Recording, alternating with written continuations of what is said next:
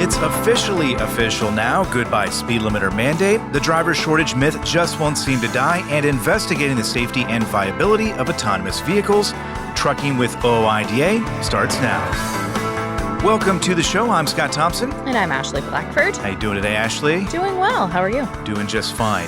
Here in a little bit, we're going to talk with Missy Cummings of George Mason University. I look at her as kind of a guru, an expert on autonomous vehicles. She studies this extensively. She worked at NHTSA, and she's got a few predictions and has in the past about the viability of autonomous trucks, or I guess the lack thereof. Yeah. She is not bullish on them hitting roadways anytime soon, but lots to talk about with her. We also had extensive coverage last month, Ashley, when the USDOT introduced 9 initiatives that prioritize truck drivers. This week, we had OOIDA Executive Vice President Lewie Pugh on Capitol Hill testifying before a Senate subcommittee, asking lawmakers to essentially do the same as they consider the next highway bill. Lewie covered quite a bit of ground during that hearing. We're going to cover it in depth here in just a little bit as well, so stay tuned for that. But before that, Ashley, we've got big news courtesy of the USDOT, sort of a follow-up really to that big announcement that we had last month. Yeah. This week, they officially withdrew a proposal to mandate speed limiters. Now, this is something OOIDA has been working towards for many, many years now. We knew this was likely to come after the announcement last month of the 9 initiatives, but still very exciting. However, this is only good for this current administration. OOIDA is wanting to end the proposal for good, so the association is working to get lawmakers to hopefully support the DRIVE Act, which would prohibit FMCSA from issuing any rule, regulation mandating speed limiters, no matter who's in office. Yeah, we spoke to Senator Steve Daines, who's sponsor of the Senate bill on that very issue, and they are working to get that done. We'll continue to monitor that. Speaking of things that OOIDA opposes, there is a bill in the House right now that the association is speaking out about. Again, this one in opposition to. It's called the Modern Worker Empowerment Act, and what it would do is essentially amend the Fair Labor Standards Act of 1938 and add some clarity to the standard for determining whether a worker is an employee or an independent contractor. OOIDA's concerns here, Ashley, kind of fall into the slippery slope category. The association did write a letter to members of the House committee that is currently considering this bill, telling them essentially that the legislation could force owner-operators to use controversial technology like speed limiters and driver-facing cameras. But because although the bill would give independent contractor status to workers with control over their business, there is a provision in that bill that creates a potential loophole, which says that requirements related to safety standards would not be considered as control. So again, the concerns here from OOIDA are that that provision could lead motor carriers to require leased-on owner-operators to use various safety technologies, again, like speed limiters, like inward-facing cameras. A reminder here, however, that the association is not against efforts to maintain the leased owner-operator model. In this case only, OOIDA is essentially saying that it believes that the legislation is going too far. And again, for independent contractors and independent truckers, that would result in far too many drivers that are quote-unquote independent in name only. So something to monitor there. The committee's looking at this right now, and we'll see what they do with it. Heading to the pumps for a little bit of an update. Diesel prices up 5 cents to $3.81 a gallon, according to the Energy Information Administration. It reported increases across all 10 regions it tracks. Biggest jump was in the Gulf Coast at 7 cents increase. And on Wednesday, ProMiles had diesel up 2 cents a gallon to $3.71 across the U.S. Up. I think it's gone up in the past few weeks for the past 5, something like that. Yeah, we're seeing a trend for sure. Early results. CVSA Operation Safe Driver Week happened last week. The results, and this is kind of how it happens usually, is that states will start kind of submitting what they did before CVSA releases the official results a couple of months or a few months from now. The first one, it appears out of the gate, is Arizona. They said in a Facebook post that they conducted more than 600 inspections over the week-long enforcement blitz, leading to more than 2,000 violations. Wow. They also said 100 drivers were placed out of service and 150 vehicles were placed out of service as well. So some high numbers there, it seems like. We'll see if that trend continues again as CVSA releases that data. But we'll hear more states giving their results as well, too. We mentioned it, Lewie Pugh, Washington, D.C. The one, the only. The man they love to call to Capitol Hill for testimony. We're going to hear from him right after this short break right here on Trucking with OOIDA. Thanks to all the hardworking drivers across the U.S. from the Allen Len Company. Penske is the trusted source for quality used trucks. Whether you search our website, call our sales staff, or bid at our online auction, you are sure to find the right used truck for your business. Visit PenskeUsedTrucks.com to view our inventory and learn more. High heat and low lubricity can break your diesel fuel down fast. Summer driving means crowded roads, more stress, dust, and a bigger risk of costly engine damage. Howe's Diesel Defender protects from the inside out, cleaning, lubricating, and fighting injector wear. Visit HowsProducts.com. Are you tired of the IRS following you around like a dark cloud? Call 888-557-4020 and get your life back. At Truck Stop, we built a better load board for carriers like you. Sign up today and access over 600,000 loads on the most trusted online load board. Learn why the best in the business rely on Truck Stop to make more money and start driving your profit today. Welcome back. Scott, you and I last week sat down with Lewie Pugh and Colin to talk about Lewie's trip to D.C., which, of course, happened this week to testify at a hearing called Shifting Gears. That has, of course, has happened, and we have some clips from that. Yeah. We listened to the hearing, watched the hearing. Lewie obviously testifying alongside Chris Spear of ATA, Sean O'Brien from the International Brotherhood of Teamsters as well. The idea behind it was to kind of look at the state of the industry in trucking. Lewie made OOIDA's case on a number of issues, which we're going to hear about in just a second. A lot of it, unfortunately, I think got derailed a little bit by a few kind of side conversations about the driver shortage, and there were some things that maybe were not necessarily focal points, I think, that maybe should have been focused on. But we can let everybody else be the judge of that as we listen to some highlights from the hearing now. Our nation's truck drivers are the backbone of our economy. Freight can't wait. If we don't have freight moving, we lose our competitiveness as a nation. Trucking industry issues took center stage on Tuesday morning within the Senate subcommittee on surface transportation. Fresh off the heels of USDOT movement on 9 initiatives that prioritize truck drivers, senators called a panel for 4 experts forward to detail how they can do the same when it comes to the next highway bill. OOIDA Executive Vice President was one of those experts, and his opening statement provided lawmakers a substantial checklist. The Trump administration has embraced a new approach to developing trucking policy that prioritizes the needs of truckers. It began in February when the USDOT reopened its public comment period on broker transparency rulemaking that was launched in 2020 in response to an OOIDA petition. It continued in April with an executive order addressing OOIDA's request to enforce existing English language rules proficiency that have long been ignored. And just last month, Secretary Duffy announced 9 major initiatives, 9, to improve working conditions for truckers that directly addressed many long-standing driver concerns, including withdrawing the controversial speed limiter mandate. These steps are welcome and long overdue and a departure from the old ways of Washington. They demonstrate regulators are finally prioritizing truckers over corporate mega fleets, shippers, trial lawyers, and safety advocates. To be clear, OOIDA is a nonpartisan organization. We have a reputation of telling you how it is, and we don't pull any punches. But we also give credit where credit's due and advocate tirelessly on behalf of our members. Truckers now need lawmakers to embrace the new approach the White House has taken with as much energy and resolve. I assure you this can be done in a bipartisan manner and promote highway safety that improves driver recruitment, retention, and increases supply chain efficiency. In fact, many of OOIDA's proposals for the highway bill already achieve these objectives.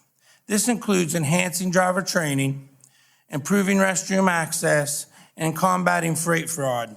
More broadly, efforts to expand truck parking capacity, eliminate the federal law that prevents truckers from being guaranteed overtime pay, and stopping the unsafe increases of truck size and weights. These have all garnered significant bipartisan support. While truckers are thrilled that folks in Washington are finally listening to their needs, others in the industry will resist this new approach. They want to return to the old way of doing things when maximizing corporate profits and overregulating small businesses, dodging responsibility for improving working conditions for drivers took precedence. For example, large carriers will oppose OOIDA's efforts to prohibit predatory lease-to-own scams. By design, these leave truckers broke and empty-handed. Law enforcement will again attempt to put trackers on truckers, which has been soundly rejected by the industry. Trial lawyers will pursue a totally unnecessary increase in minimum insurance requirements to destroy small business trucking. And brokers will fight tooth and nail against compliance with broker transparency compliance, which is a rule that's already on the books. Let me remind you, the old approach simply doesn't work. Policies that large carriers swore would improve safety, like electronic logging devices, have proven to be totally ineffective. The pilot program for teenage drivers has been a colossal taxpayer-funded failure, and its enrollment numbers tell the story. As I've outlined in my testimony, Congress has the ability to make the next highway bill the most pro-trucker, pro-safety bill in history, but only if you commit to prioritizing the needs of truckers. OOIDA's list of priorities is comprehensive, and a few of them were discussed during the hearing, but many were not. Themes emerged early on after another witness in the committee hearing room, Chris Spear, president and CEO of the American Trucking Associations, touted his belief in a driver shortage. In fact, it was one of many mentions of the debunked narrative throughout the less than 2-hour meeting. Every member of this panel should be invested in creating pathways for 18 to 20-year-olds to operate safely in interstate commerce and to be able to access good-paying jobs in the trucking industry. However, self-serving, factless claims that there is no driver shortage undermine the serious work of this committee. Driver pay does not go up 19% during a freight recession unless there is a shortage of qualified drivers. But Spear's assertion did not go unchallenged. Sean O'Brien, leader of the International Brotherhood of Teamsters, called it out during his opening statement. You've all heard about so-called driver shortage, and I think you just heard one of my colleagues testify to that. We've been told we can solve this problem by forcing drivers to work longer hours and operate heavier trucks. At UPS, for example, one of our members may spend years working another position, another classification before a job operating a tractor-trailer becomes available. Once our members do get behind the wheel, most remain in these good-paying, reliable, and safe positions until retirement. At carriers like T-Force and ABF, Teamsters only experience a 10 to 12% turnover ratio. Union drivers have the best wages, health care, and retirement securities. In Teamster shops, workers are incentivized to stay. So-called driver shortages do not occur. O'Brien's stance falls right in line with OOIDA's. It also falls in line with extensive research on the subject from the National Academies of Science, economics professor Stephen V. Burks, and others. But there is a reason Spear and others continue to talk about the myth of a driver shortage, despite evidence to the contrary. It's a means to shoehorn in ATA's support of other issues, ranging from lowering the minimum age for interstate commerce, increasing the size and weight limits for commercial trucks, and putting more automation into them. All are issues that came up during Tuesday's hearing. We're going to take them one by one here, starting with the push to lower the interstate commerce driving age. Senator Todd Young, chairman of the Senate Subcommittee on Surface Transportation, is a supporter. A few years back, he introduced a bill that looks a lot like FMCSA's Safe Driver Apprenticeship Pilot Program for under 21 drivers. But Senator Young said it didn't go quite as planned. While the program was set up to accommodate 1,000 motor carriers and up to 3,000 drivers under the age of 21, participation was sparse. At last check, motor carrier participation was in the dozens, not the hundreds. We had some real challenges with implementation with the last administration. The Biden administration imposed a number of additional burdensome requirements going well beyond congressional intent, and it is severely hampered implementation and participation. So we're going to give this another shot, but we want to do so in an informed way. Spear expressed support, pointing to 49 states that currently have legislation on the books that allow 18-year-olds to drive within their own state, but not across state borders. Training is key. None of the 49 states have that. Your pilot program that was enacted has 400 hours of training, of which you have to have a supervised driver, experienced driver in the cab with you. It has 14 metrics attached to it. This is a step towards safety, unlike the 49 states, not a step away.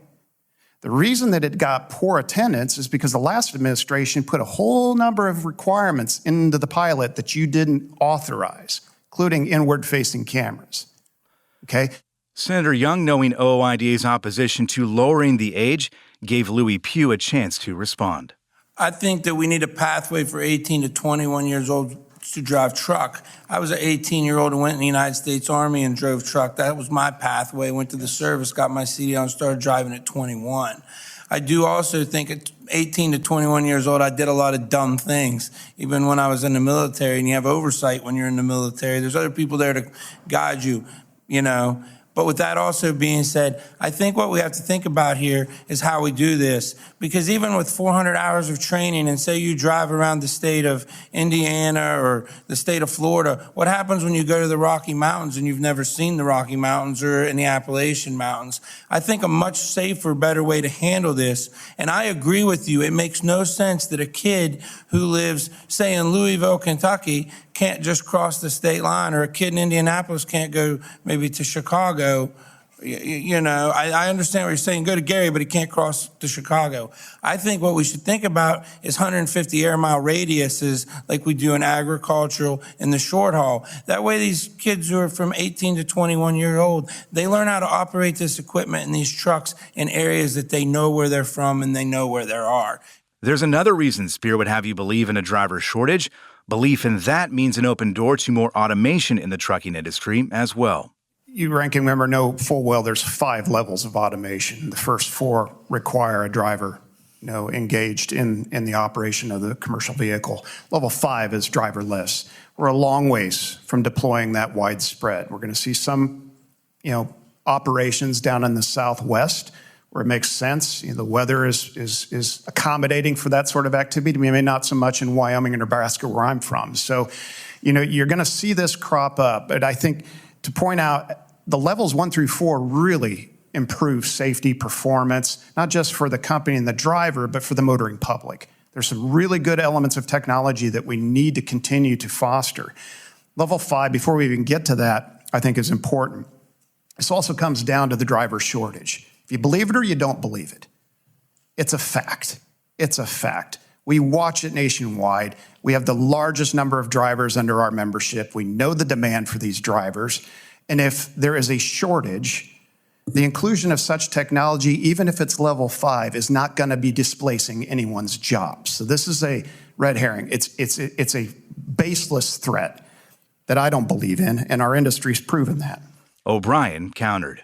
Our biggest fight whenever we go to the bargaining table with any and all industries is automation. Automation is a real threat to American jobs, and we feel strongly that the biggest threat to the trucking industry is autonomous commercial vehicles not requiring human operators. So that's a priority, to make certain that we have human operators in these vehicles.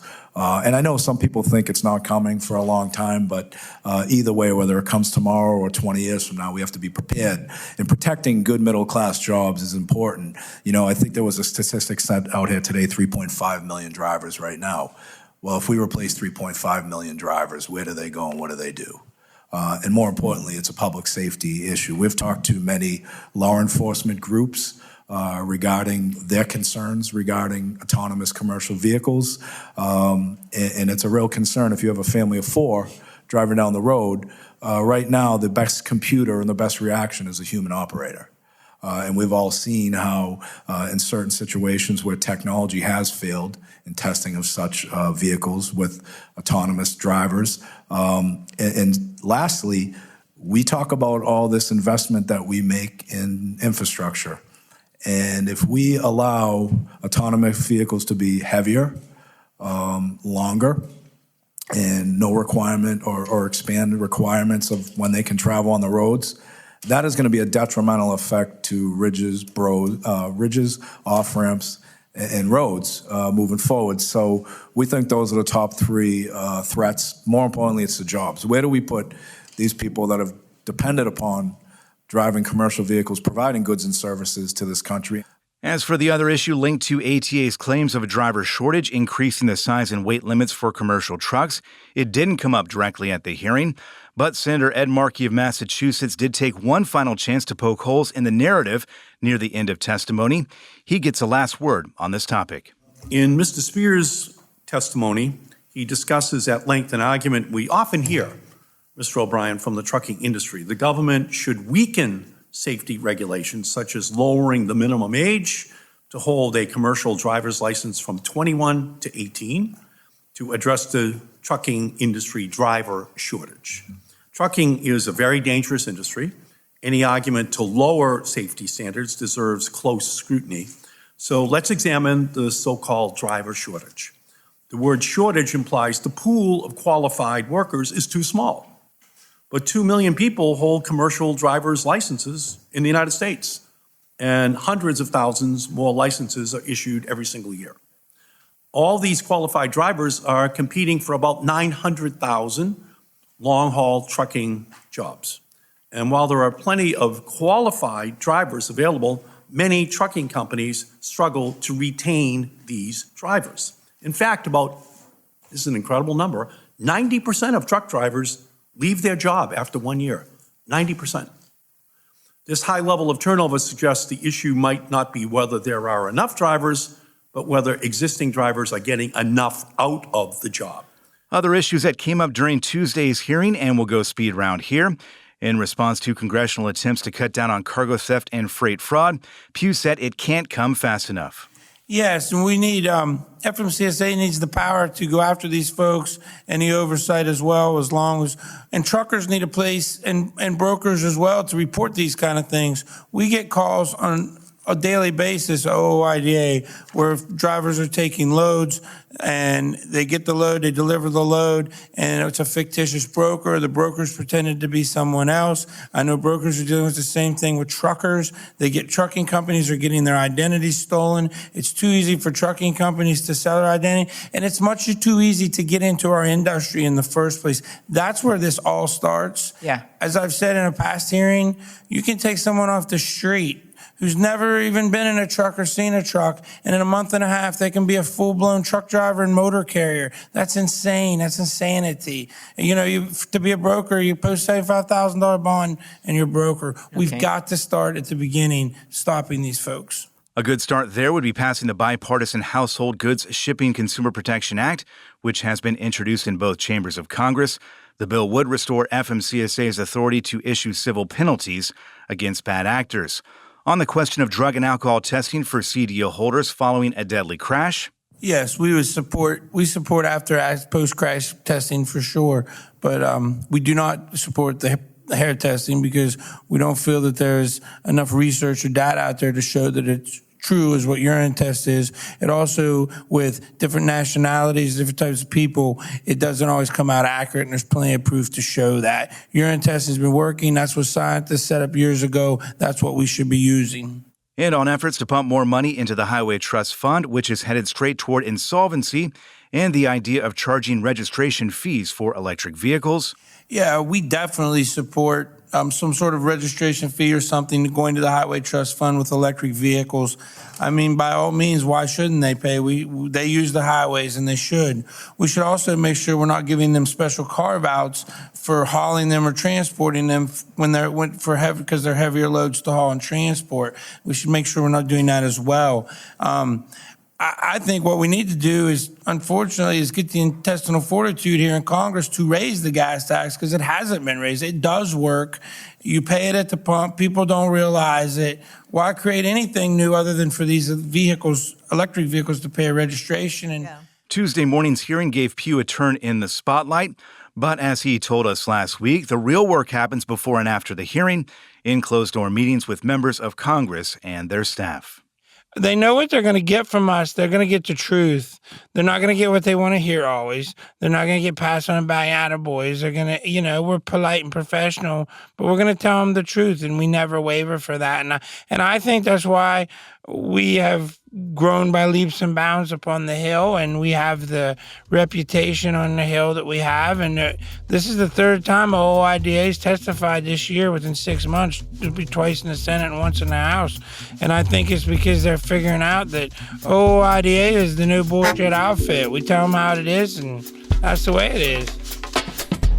So again, that was Lewie there talking about the importance of not just that hearing, which is a thing that gets broadcast everywhere, but what goes on before and after that hearing, where he and other members of the D.C. office there are meeting with lawmakers and their staff. One-on-one conversations. One-on-one conversations where they can kind of answer the questions a little more in detail and educate these members of Congress and, again, their staff on... Without a 5-minute time limit. Yeah. And that's the thing that's frustrating, too, is Lewie was asked a couple questions in there and was given like 3 seconds to answer. And then cut off. Yeah, that's going to be so frustrating. Exactly, yeah. So a lot of those things that he was not able to kind of talk about in detail in that hearing, he certainly talked about, I'm sure, with lawmakers behind closed doors. We're going to have Lewie in next week to talk about the trip, talk about the hearing, talk about those conversations that happened with those various lawmakers and staff as well. So looking forward to that. We'll talk to Lewie next week about that to find out exactly how that went and I guess where we're headed.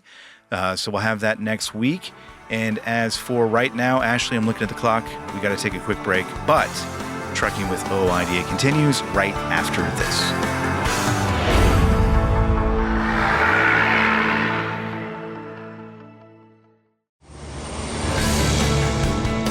Welcome back to Trucking with OOIDA. Whether you like it or not, autonomous vehicles are becoming more and more common on American roadways, which is actually providing us more information about the safety of AV technology.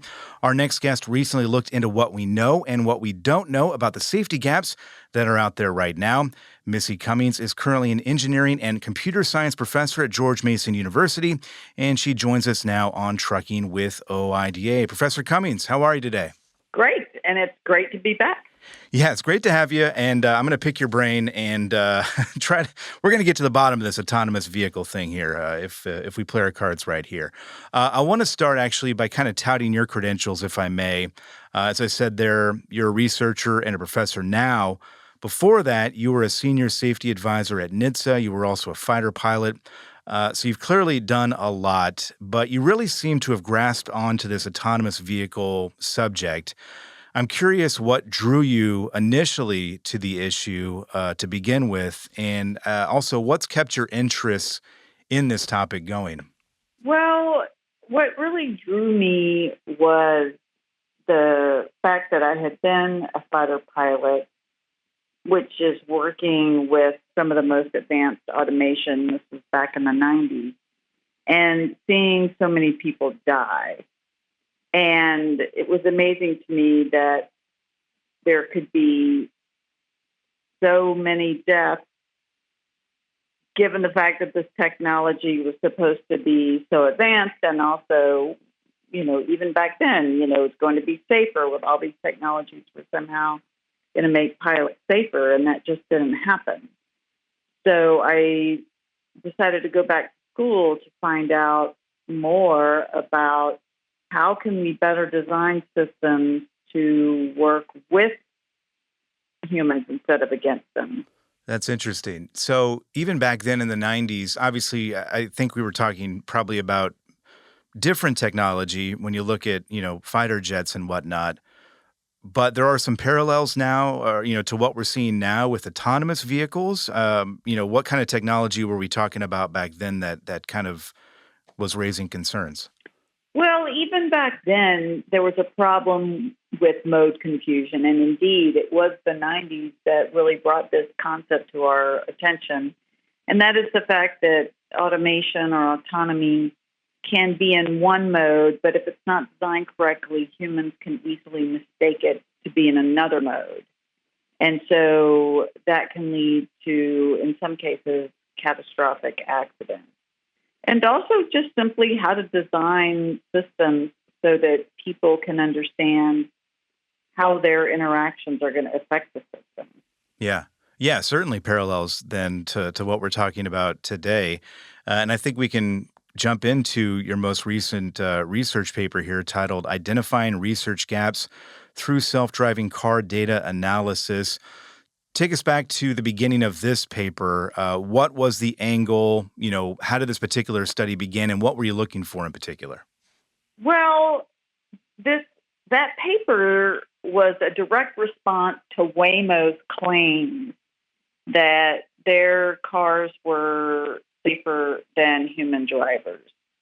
And I wanted to take a fresh look at the data that has been coming to light through the NHTSA, the National Highway Traffic Safety Administration, Standing General Order, and also data that was coming to light through the California Waymo program, the reporting program they had.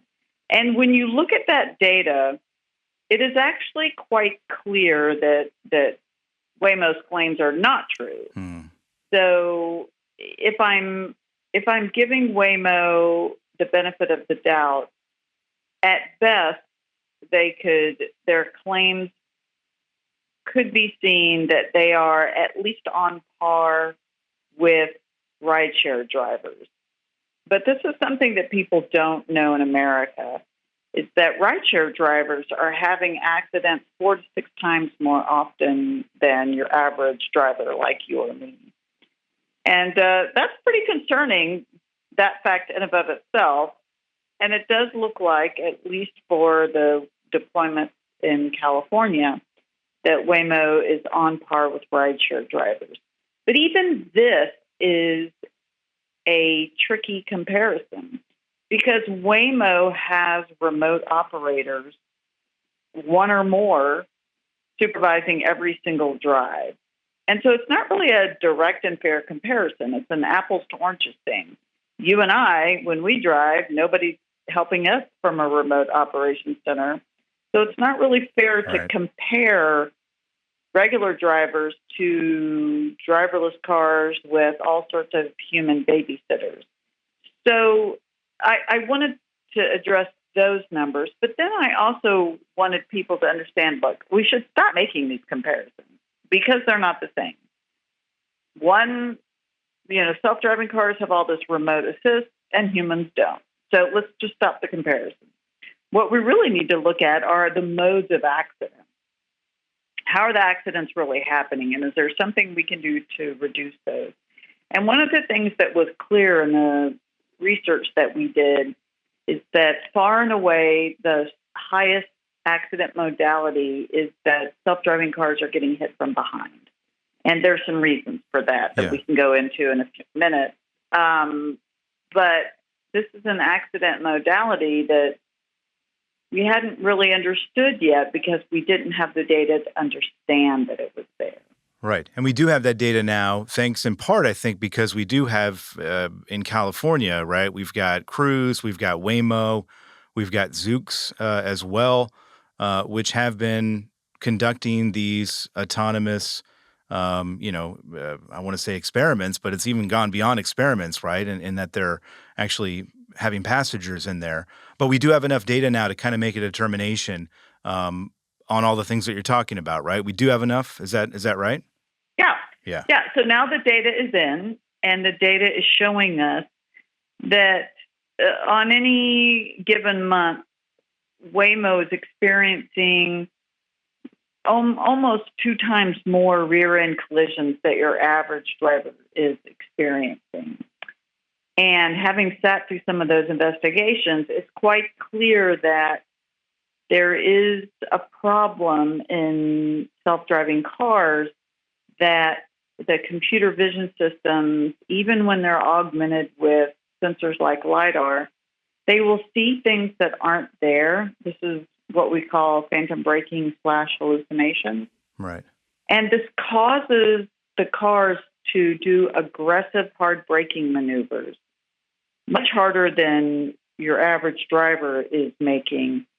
And then even if you're following 2 seconds distance, even if you're doing the best driving that you've been taught, because self-driving cars can actuate harder and faster than humans, then you're going to see humans who are otherwise paying attention rear end the back of cars, and with very bad effect. Indeed, this is the reason, one of the main reasons that you're not seeing self-driving trucks able to start actually driving for real. Because it's one thing for a Toyota Sentra to slam on its brakes going 65 miles an hour, and it's a completely other for a semi-tractor trailer to do it. And if we can't fix this problem, if we cannot figure out how to address the phantom braking problem, self-driving trucking is DOA. Yeah. Yeah, and I certainly want to talk about that. I do want to make sure that we focus on kind of what's going on with the research that you did here, in that you talk about phantom braking. Is that, and that's by far I think the most common cause for these crashes involving these autonomous vehicles. But what are some of the other causes that were out there as well? Maybe kind of moving down the list in terms of what caused them. Yeah, there's also, in addition to the phantom braking issues, there are a lot of perception problems where cars will not see things that are there. And we know that, for example, things that have long, thin protrusions are causing cars to not see them. Think about gates, like the gate arm. That's very hard for self-driving cars to see. And it is both hard for them to see because the sensors can't get it like LiDAR necessarily, but also the computer vision programs that are underpinning this, they're not being trained sufficiently on all the different objects that could be seen. And indeed, things like fences, gates, wires, they're hard to see even for humans. And so it's a real heavy lift for self-driving cars to do it. And there's also a big problem with what we call just reasoning. Every now and then, I just saw another video the other day of a Waymo going the wrong way down the street. Yep. The cars this is what I tell people about self-driving cars and also about generative AI, like large language models. AI doesn't know anything. It doesn't reason. It doesn't think. And this is what you'll see. This is how you know that AI is not reasoning, thinking like a human, because how do these cars end up going so far down the wrong way down the street that, they struggle to get out of the situation that they're in? So the good news is that the number of problems that we're having with cars having these big thinking hiccups, they're fortunately at a much lower number than we're seeing than things like the phantom braking issue. Gotcha. Yeah, so phantom braking is by far and above the number one concern here that we're looking at least right now. Yeah, that's what we're seeing in the data right now. You know about these problems and you know about the issue, which means that I would have to assume, and I would hope, I guess as well, that, your Waymos and your Cruises and these other companies know about the issue also. If you got them behind closed doors and, gave them some truth serum or something, I'm sure that they would admit that that is a problem as well. Would they be saying also that, hey, we're working on fixes, there is a technological fix to this, and it's just a matter of time? Or is this a situation where it's such a big problem that it's going to be tough to overcome? How do you, I guess, kind of, see that situation kind of playing out? Yeah, I think it's too early to say what is going to be an absolute showstopper or not.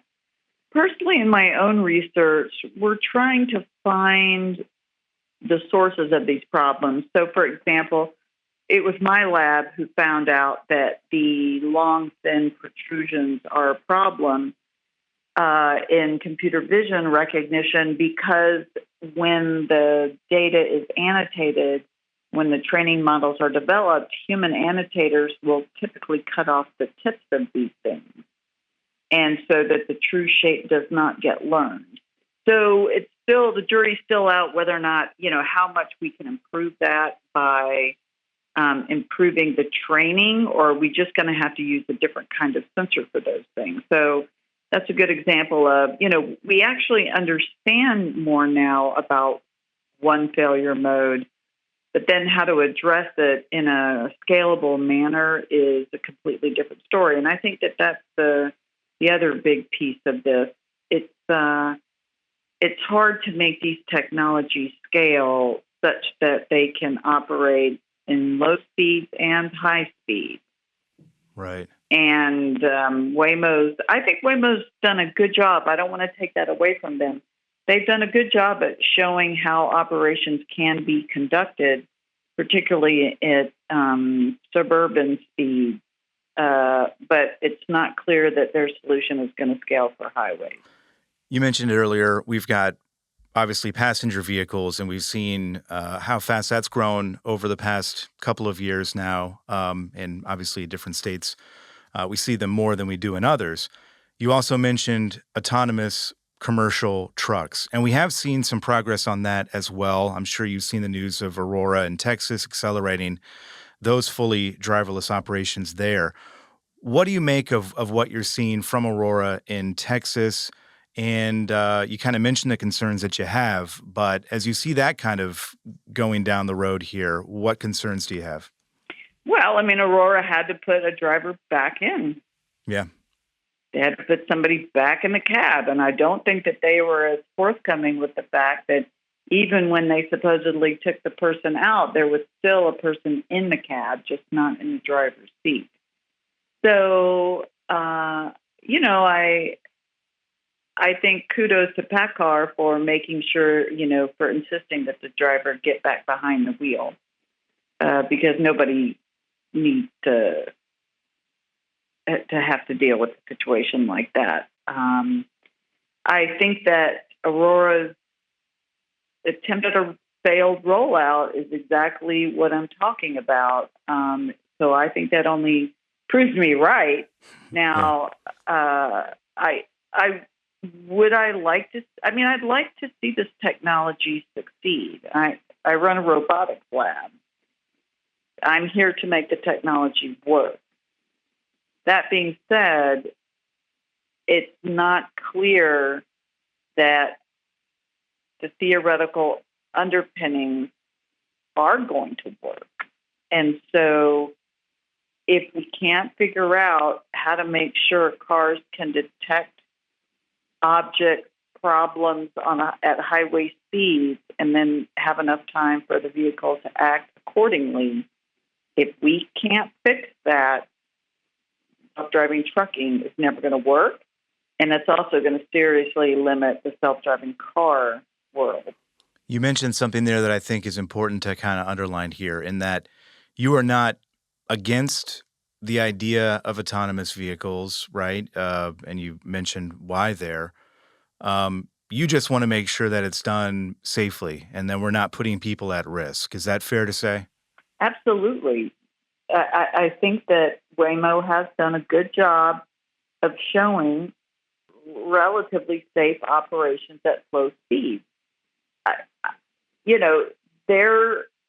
They've been a little too tight-lipped about their remote operations piece. It turns out that, at least I've heard rumors that they have a huge offshore facility in the Philippines where they've got all these humans babysitting the cars. Okay, that's fine. That's actually not a bad thing. I think that it would be great if they were a little bit more transparent about it so that people understood what the infrastructure costs are going to be, because that's the other question. So Waymo can do it. They can do it pretty safely. They've only been involved in one fatality. But the question is that going to be scalable over the long term? Yeah. When we talked a couple years ago, and I think you were rather prescient actually in going back and listening to that, because you said at the time that you were pretty skeptical about a sizable or meaningful shift toward autonomous cars and especially trucks on U.S. roadways in the near future. I can't remember the timeline that you mentioned there, but you basically said that you thought at the time that it was further off than others might have you believe. I'm getting the sense from talking to you, and we've seen a lot actually change in the past couple years since we last spoke, but I'm getting the sense that you still maybe feel the same way about that. And if so, how far off do you think we are from seeing this, autonomous technology be deployed on a wide scale, throughout the United States? Well, I'm glad that you remembered that conversation. I did. Yeah. Because, it's like I tell people, look, I don't get a lot of enjoyment out of I say I told you so. I do think, though, it's critical that for safety critical systems that we keep everyone's expectations grounded. Because if you get too excited, if you overhype the technology too much, all these investors jump in and they don't get their return on investment within a few years, then that ultimately ends up hurting the whole community, because then nobody wants to do any more investment. It's almost like a Chicken Little problem. No one will believe you.